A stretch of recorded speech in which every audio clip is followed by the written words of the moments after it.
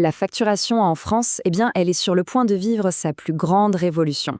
La facture électronique. On en entend beaucoup parler. Et soyons honnêtes, ça peut faire un peu peur, ça a l'air d'un vrai casse-tête. Mais pas de panique. On est là pour démystifier tout ça, pour que tout devienne parfaitement clair. Bon, la première question qui vient à l'esprit, celle que tout le monde se pose, c'est simple. Est-ce que ça veut dire que c'est la fin des factures papier?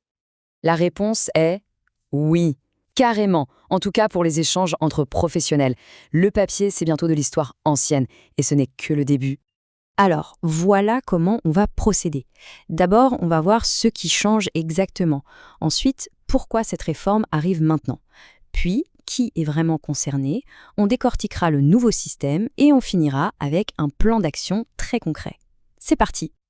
Bon, on attaque le premier point. Et il faut bien comprendre une chose. Ce n'est pas juste un petit ajustement, hein. C'est un vrai tournant. On change complètement la façon dont les entreprises vont se parler, financièrement parlant. C'est une bascule vers le tout numérique. Voilà, le point central, il est là. À partir de 2026, fini de choisir. La facture électronique, ça devient la norme, l'unique norme même, pour les échanges entre entreprises en France. Ce n'est plus une option, c'est une obligation. Et ça va forcément bousculer un peu nos habitudes. Ok, mais alors, on peut se demander pourquoi un tel changement et pourquoi maintenant? C'est une bonne question. Pour bien piger l'intérêt du truc, il faut regarder les objectifs qui se cachent derrière. En fait, il y a 4 raisons principales. La première, c'est de booster la compétitivité des entreprises.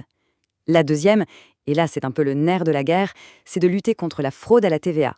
La troisième, c'est de nous simplifier les choses, à terme, pour les déclarations de TVA. Et enfin, la quatrième, c'est de donner à l'État une vision beaucoup plus claire en temps réel de la santé de l'économie. Et cette fameuse fraude à la TVA, attention, on ne parle pas de petites sommes. Le chiffre est juste vertigineux. Entre 15 et 20 milliards d'euros par an. C'est une somme énorme qui passe sous le radar de l'État. Donc on comprend bien que cette réforme, c'est aussi un moyen de colmater cette brèche. Mais attention, il n'y a pas que l'État qui y gagne. Loin de là. Pour les entreprises, l'avantage est direct et assez spectaculaire. Regardez un peu. Une facture papier, ça coûte entre 10 et 15 euros à traiter. Une facture électronique, moins d'1,50 €. Le calcul est vite fait, hein, c'est quasiment 10 fois moins cher. Le gain de productivité et d'argent, il est là, il est concret. Bon, maintenant la question qui fâche, ou en tout cas celle que tout le monde se pose, qui est concerné au juste? Est-ce que cette réforme s'applique à toutes les activités, à toutes les entreprises? La réponse, en un mot, oui, quasiment. Le terme technique à connaître, c'est assujetti à la TVA. Et là, attention, il y a un petit piège. Assujetti, ça ne veut pas dire qu'on collecte la TVA. Pas forcément. Le cas typique, c'est le micro-entrepreneur qui est en franchise en base. Eh bien, il est quand même considéré comme assujetti. En gros, dès qu'on a une activité économique indépendante, on est concerné.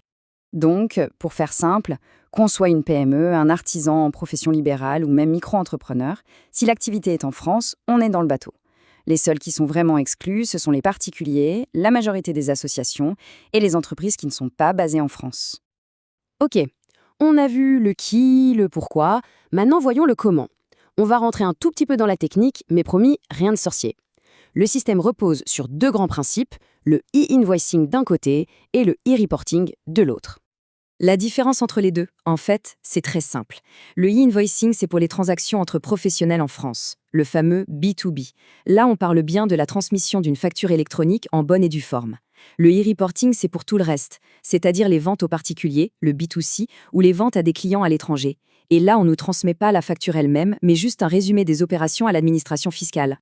Et pour que tout ça fonctionne, il y a un nouvel acteur qui entre en jeu, un peu le chef d'orchestre du système, la plateforme agréée. On peut l'appeler PA, c'est plus court. Il faut imaginer ça comme un postier numérique, un intermédiaire de confiance qui est certifié par l'État. Ce sont des sociétés privées, mais elles ont un agrément pour faire ce travail. Alors concrètement, comment ça se passe? Suivons le trajet d'une facture. Première étape, on crée sa facture et on la dépose sur sa plateforme. C'est tout.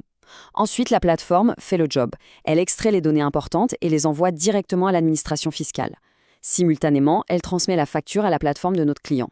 Et hop, dernière étape, le client reçoit la facture sur sa propre plateforme. C'est simple, c'est quasi instantané et c'est surtout beaucoup plus sécurisé. Voilà, on a vu le cadre général, le pourquoi, le pour qui et le comment. Maintenant, on arrive à la partie la plus importante, l'action. Qu'est-ce qu'on doit faire et quand? C'est parti pour le plan de match. Alors, les dates, il y en a 2 à retenir, à noter en rouge dans son agenda. La première, c'est le 1er septembre 2026.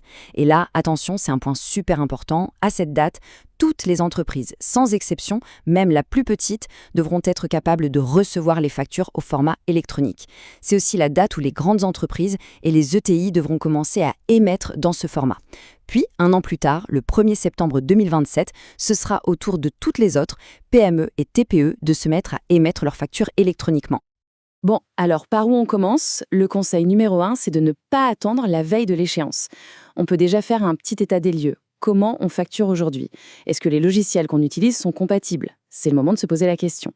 On peut aussi commencer à jeter un œil aux différentes plateformes qui existeront. Et un truc tout bête, mais essentiel, vérifier qu'on a bien le numéro sirène de tous ses clients. Ce sera indispensable. Évidemment, si tout ça paraît encore un peu complexe ou s'il y a des cas particuliers, il y a un réflexe simple et efficace, en parler à son expert comptable. C'est son métier, il ou elle sera vraiment la meilleure personne pour guider et donner des conseils adaptés à chaque situation. Parce qu'au final, il faut voir au-delà de l'obligation. Oui, c'est la loi, mais c'est aussi, et peut-être surtout, une vraie opportunité. Une occasion de dépoussiérer un peu ses habitudes, de moderniser ses outils, de gagner du temps et de l'argent. Bref, de rendre sa gestion plus simple et plus efficace. En conclusion, le train de la facture électronique, il n'est plus à quai, il est déjà parti. La seule question qui se pose maintenant est: est-ce qu'on est prêt à monter dedans? Car c'est maintenant que tout se joue, c'est maintenant qu'il faut commencer à se séparer.